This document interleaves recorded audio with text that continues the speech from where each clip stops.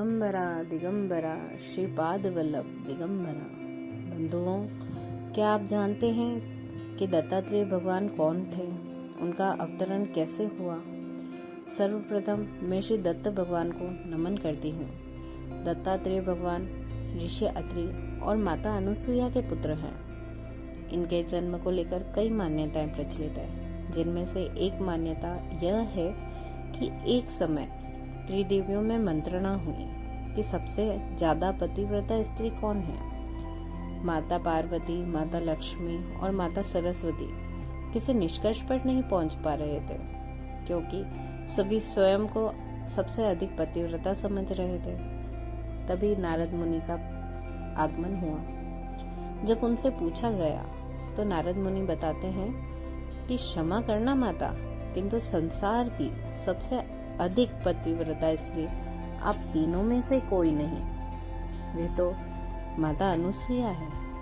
तभी तीनों देवियां उनकी परीक्षा लेने पहुंच जाती हैं। कुछ तर्क वितर्क के बाद माता पार्वती और माता सरस्वती संतुष्ट हो जाती हैं, किंतु माता लक्ष्मी फिर भी संतुष्ट नहीं होती। तब त्रिदेवियां त्रिदेवों से आग्रह करती है कि वे माता अनुसुईया की परीक्षा लेने जाएं। तभी ब्रह्मा, विष्णु और महेश तीनों भगवान साधु के वेश में माता अनुसुईया के यहाँ पधारते हैं। वे भिक्षा लेने जाते हैं और कहते हैं कि वे उन्हें निवस्त्र होकर भोजन कराएं। ऋषियों की बात का पालन करने के लिए देवी अनुसुईया ने अपने तप की शक्ति से तीनों देवताओं को अबोध बालक के रूप में परिवर्तित कर दिया और उन्हें स्तनपान कराकर भोजन कराया। इस प्रकार उन्होंने ऋषियों की बात का भी मान रखा और अपने पतिव्रता धर्म का भी पालन किया।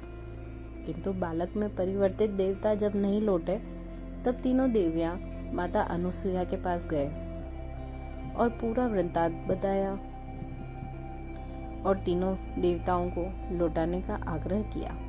माता अनुसुईया ने उन्हें तुरंत लौटा दिया, जिसे प्रसन्न होकर तीनों देवों ने उनके गर्भ से जन्म लेने का वरदान दिया।